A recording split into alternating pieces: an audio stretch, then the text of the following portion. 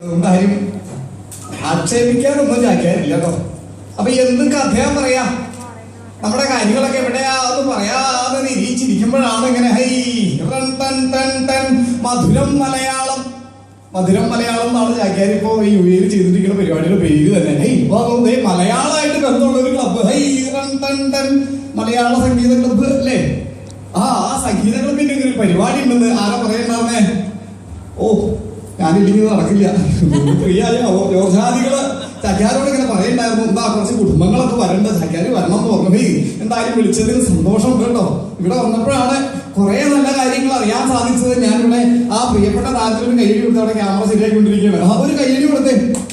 ഇതൊരു പരിപാടി സംഘടിപ്പിക്കാനായിട്ട് അതിന്റെ പുറകിൽ രാത്രി കഷ്ടപ്പെട്ടിരിക്കുന്ന നല്ല നല്ല നല്ല മനസ്സിന്റെ ഉടമകളായ നല്ല മനസ്സുള്ള ആളുകളാണെന്ന് മനസ്സിലായി. പിന്നെ ഒരു കാര്യമുണ്ട്, ഇവിടെ ഒരു കുറവുണ്ടായിരുന്നു, കയ്യടിയുടെ കുറവുണ്ട്. കുറച്ച് ആളുകളേ ഉള്ളൂ. ഈ ഒരു സുദിനം നമ്മുടെ ജീവിതത്തിൽ മറക്കാനാവാത്തൊരു സുദിനമാക്കിയിട്ട് ഉള്ള ആളുകൾക്ക് അങ്ങനെ മാറ്റിയെടുക്കണം. ഇതിന് കയ്യടിന് വേറെ കാര്യം കൂടി ഉണ്ടോ? എന്താ, കയ്യടിക്കാനായിട്ട് നമ്മുടെ മുൻ പ്രധാനമന്ത്രി ആരാ, മൻമോഹൻ സിംഗ് ആദികൾ, അദ്ദേഹം കേസിലൊക്കെ പെട്ടെന്നായിട്ടുള്ളൂ. അദ്ദേഹത്തെ ചികിത്സിക്കുന്ന ഒരു ഡോക്ടറുണ്ട്, ഡോക്ടർ GS പാണ്ഡെ. അദ്ദേഹം പറയുന്ന കാര്യം, ഒരു മനുഷ്യൻ ഒരു ദിവസത്തിൽ ശരാശരി 30 പ്രാവശ്യം കൈ ഇങ്ങനെ കൂട്ടിയടിച്ച ഹൃദയസ്തംഭനം വരില്ല എന്ന് പറഞ്ഞു. 30 പ്രാവശ്യം പോയിട്ട് ഒരു ദിവസം 3 പ്രാവശ്യം കൈകൾ ഇങ്ങനെ കൂട്ടിയടിക്കാൻ അവസരം ഉണ്ടാകും. സ്ത്രീകളൊക്കെ കൈയടിക്കും നടക്കില്ലായിരിക്കുമ്പോഴോ ഭർത്താവ് പറയും രാമാന്ന് പറയില്ലേ. തിരക്കോട് തിരക്ക് പിടിച്ച് ജീവിതത്തിൽ കൈയടിക്കാൻ പോലും എന്താ വ്യായാമം ചെയ്യാൻ പോലും മറന്നു പോകുന്ന മലയാളി. അപ്പൊ ഈ പരിപാടി ഇവിടെ തീരുന്നതിന് മുന്നേ 3 അല്ല 30 അല്ല 300 അല്ല 3000 അല്ല 3 ലക്ഷമല്ല, ഈ ജീവിതത്തിൽ ഒരിക്കലും നമുക്ക് ഹൃദയസ്തംഭനം വരാതിരിക്കാൻ വേണ്ടി ആ പടക്കം പിടിക്കുന്ന രീതിയിൽ കൈയടി അടിക്കാൻ പറഞ്ഞത്. പടക്കപ്പെട്ട രീതിയിൽ കൈയടി നിങ്ങളുടെ ഹൃദയത്തിൽ കൊടുത്തേ.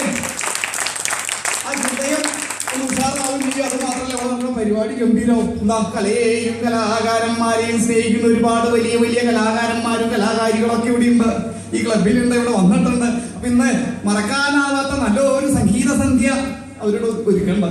അപ്പൊ ഈ സംഗീത സന്ധ്യയില് ഇതിന്റെ അവസാന നിമിഷം വരെ ചാക്യാറുണ്ടെന്ന് ഒരു ദിവസം വന്നിറങ്ങിയപ്പോ തന്നെ പറയണ്ടാവും, ഒരു ഫൈൻ കിട്ടി റോഡ് ക്ലോസ് ചെയ്തേ. അത് അറബിയിലാണ് ഇല്ല വന്നേക്കണേ. അറബിയറിയുന്ന ആളുകളുടെ അടുത്ത് കൊണ്ട് കാണിച്ചു കഴിഞ്ഞാൽ എത്രയാന്ന് പറഞ്ഞാൽ ഒന്നും കൂടി ഇപ്പൊ ചാക്യാർക്കെന്നെ പറയാൻ സാധ്യതയുണ്ട്. അപ്പൊ എന്തായാലും എല്ലാവർക്കും നല്ലത് വരട്ടെ എന്ന് പ്രാർത്ഥിച്ചുകൊണ്ട് നമുക്ക് ആ സംഗീത സന്ധ്യയ്ക്ക് അങ്ങോട്ട് തുടക്കം കുറിച്ചാലോ. അപ്പൊ ആദ്യമായിട്ട് ഒരു പ്രിയപ്പെട്ട ഗായികയെ വേദിയിലേക്ക് ക്ഷണിക്കുകയാണ്. ഈ ഗായികയെ കുറിച്ച് പറയുമ്പോ എന്താ എന്തെങ്കിലും ഉണ്ടോ? ആരെ വിളിക്കേണ്ടത്? അപ്പൊ ആകെ ചാക്യാരും ഒരു ഓർഡറൊക്കെ ഉണ്ടാവും, അതൊക്കെ ഇങ്ങോട്ട് തെറ്റിച്ചു അല്ലേ. തീരുമാനമായോ?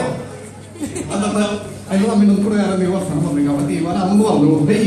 എന്താ അപ്പൊ ഈ പറഞ്ഞു വന്ന കാര്യം ചാക്യാരിന് തീരുമാനം ഉണ്ട് കേട്ടോ. അപ്പൊ ഈ ചാക്യാർ വേഷം കെട്ടി വന്നു കഴിഞ്ഞാല് ചാക്യാർമാരെ കുറിച്ച് അറിയുന്ന ആൾക്കറിയാം, പുരാണ കഥയാ പറയാം. പക്ഷെ പുരാണ കഥ കേൾക്കാൻ ഇന്നത്തെ സമൂഹത്തിന് സമയമില്ല, പ്രത്യേകിച്ച് സ്ത്രീജനങ്ങൾ കിട്ടും. എന്താ അങ്ങനെ പറയാനുള്ള കാരണം, ഇവിടത്തെ കാര്യം മാത്രമല്ല കേട്ടോ, നമ്മുടെ കേരളത്തിലെ സ്ത്രീജനങ്ങളുടെ കാര്യം പറഞ്ഞത്. എന്താ, വൈകിട്ട് രാവിലെ പണിക്ക് പോകുന്ന ഒരു ഗൃഹനാഥൻ പണി കഴിഞ്ഞ് വീട്ടിലേക്ക് തളർന്ന അവസരമായിട്ട് കയറി വരുമ്പോ ആ പ്രിയപ്പെട്ട ഭാര്യയോട് പറയും, ഭാര്യ ഉല്ലാസ് വെള്ളം തരും. ഈ ഭാര്യ പറഞ്ഞ മറുപടി ഉണ്ട്, എന്താ പറയോ, 5 മണിക്ക് ശേഷം ഏതൊരു വീട്ടിലേക്കും കയറി ചെന്നോ കേരളത്തില് സീരിയൽ വെക്കാത്ത വീട്ടുകാർ കുറവായിരിക്കും. ഇവിടെ ഉള്ള സ്ത്രീകളുടെ സീരിയൽ കാണാത്ത ആരെങ്കിലും ഉണ്ടെങ്കിൽ കൈവക്കാവോ? സീരിയൽ കാണാത്ത ആളുകൾ ഉണ്ടെങ്കിൽ കൈവക്കാവോ? 4 വീട്ടിലും കേൾക്കണമില്ല അല്ലെ. 100 പേരുടെ 99 പേരും കൈവക്കും കേരളത്തിൽ. എന്താ, സീരിയൽ എന്ന് പറയുന്നത് നിത്യജീവിതം ഒഴിവാക്കാൻ പറ്റണില്ല. അപ്പൊ എന്തായാലും ആ സീരിയലിൽ നിന്നൊക്കെ മാറി എന്താ നമ്മുടെ നാടിനെയും നാട്ടുകാരെയും വീട്ടുകാരെയും ഒക്കെ വിട്ട് പ്രവാസ ലോകത്ത് വന്ന് ഇങ്ങനെ നല്ല മനസ്സിന്റെ നമുക്ക് പുസ്തകത്തിൽ കൂടെ കണ്ടെത്തിയല്ലേ, നിങ്ങളൊക്കെ ഫേസ്ബുക്കിലൂടെ കണ്ടതല്ലേ. എന്തായാലും എല്ലാ ഈശ്വര്യവും സർവേശ്വരൻ നൽകട്ടെ. ഈ സംഗീത ഗ്രൂപ്പിൽ നിന്ന് ഒരുപാട് സമൂഹത്തിന് ആവശ്യമായ നന്മകൾ ചെയ്തുകൊണ്ട് ഇനി മുന്നോട്ട് പോകാൻ ഈ സംഗീത ക്ലബിന് സാധിക്കട്ടെ എന്ന് സർവേശ്വരനോട് പ്രാർത്ഥിച്ചുകൊണ്ട് ആ പ്രിയപ്പെട്ട തീരുമാനമായോ, ഗായികയാണോ ഗായകനാണോ? തീരുമാനമായില്ലേ ഗായികനെ വിളിച്ചോട്ടെ. ആ ഗായികയെ കുറിച്ച് പറയുമ്പോ കൈരളിയില് ഐഡിയ സ്റ്റാർ സിംഗർ പോലുള്ള അല്ലെ ഗന്ധർവ സംഗീതം അതുപോലെയുള്ള പ്രോഗ്രാമുകൾ സുപരിചിതമായ ഒരു പ്രിയപ്പെട്ട ഗായിക. അപ്പൊ ഈ അടുത്ത കാലത്ത് UAE-യിലൊക്കെ വന്ന UAE-യിലെ സംഗീത വേദികളിലോട്ടെ സുപരിചിതയായ ഒരു പ്രിയപ്പെട്ട ഗായികയാണ് ഹർഷ. ഹർഷയെ വേദിയിലേക്ക് നല്ലൊരു കൈയടി കൊടുക്കുന്നത് നമുക്ക് സ്വാഗതം ചെയ്യാം.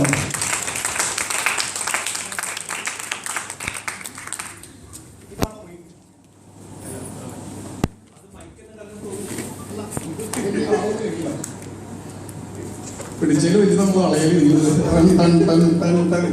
പരിപാടി കേട്ടോ. അപ്പോ ഈ യുദ്ധത്തിന് എല്ലാവർക്കും പരിചയമുണ്ടോ? ഈ ഗായികയെ പരിചയമുണ്ടോ? ഇല്ലാത്ത ആളുകൾക്ക് കൂടി ഒന്നുകൂടി ഒന്ന് പരിചയപ്പെട്ടാലോ നമുക്ക്? നാട്ടിൽ എവിടെയാണോ സ്ഥലം?